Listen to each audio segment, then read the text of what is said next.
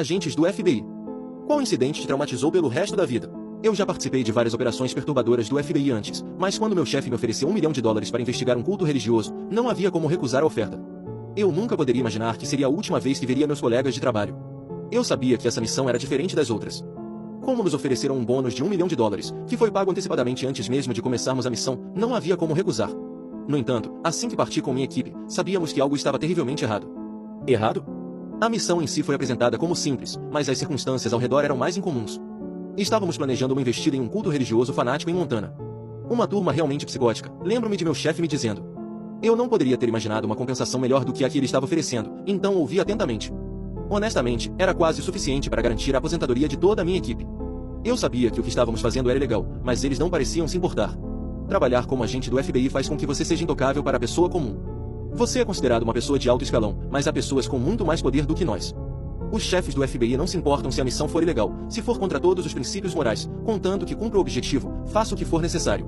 Eu nunca poderia imaginar o quão pior essa missão seria na realidade.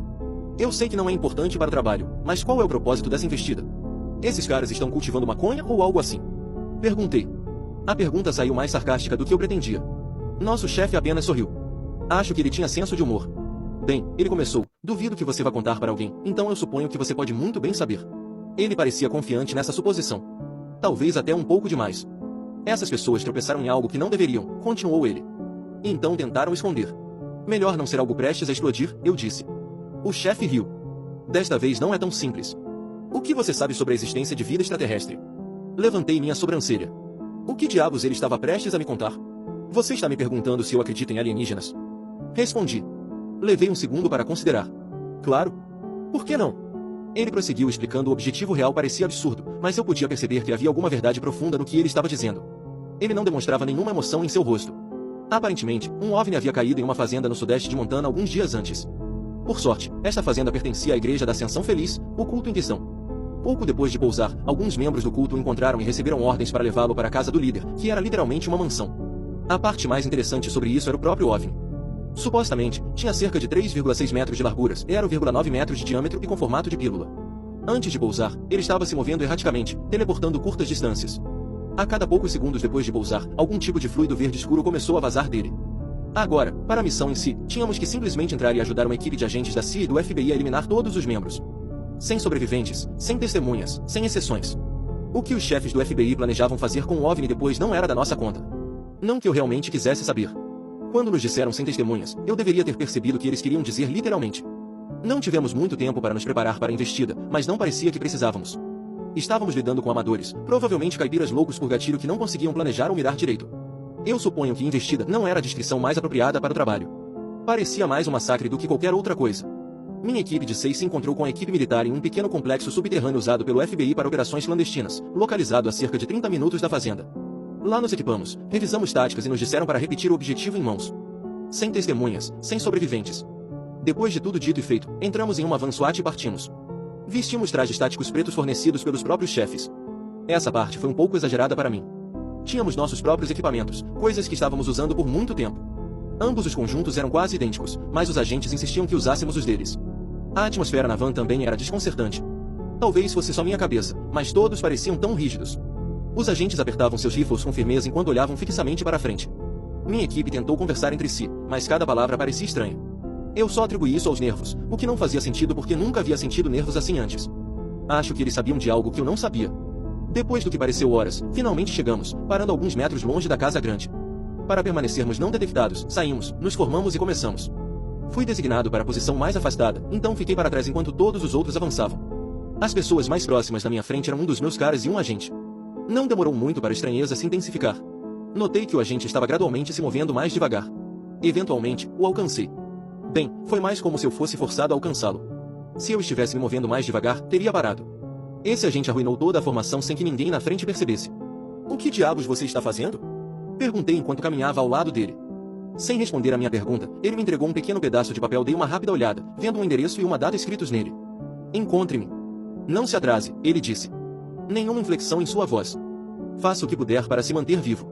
Assim que ele terminou de dizer isso, acelerou, recuperando sua posição original. Obviamente, essa interação foi motivo de preocupação. Eu comecei a me perguntar no que diabos eu e meus colegas tínhamos acabado de nos envolver. Eu realmente comecei a considerar cancelar tudo ali mesmo, mas antes que eu percebesse, as balas estavam voando. Os agentes na frente tinham eliminado os 2 guardas na entrada da frente. Logo depois, derrubamos a porta e invadimos. Os agentes derrubaram mais alguns guardas posicionados no andar principal antes de seguirmos para o porão. Quando chegamos lá embaixo, mais 10 guardas membros do culto estavam nos esperando. De acordo com a missão, levantei meu rifle e me preparei para atirar. Infelizmente, eu não poderia estar preparado para o que aconteceu em seguida. O agente na frente levantou o punho, sinalizando para que parássemos. Surpreendentemente, os guardas não atiraram em nós.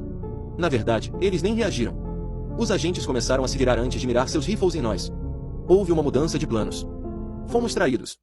Isso ficou óbvio. Eu nem tive tempo de xingar antes de tudo sair dos trilhos. Eu me abaixei freneticamente, tentando evitar tiros a queima-roupa enquanto disparava tiros retaliatórios quase cegos.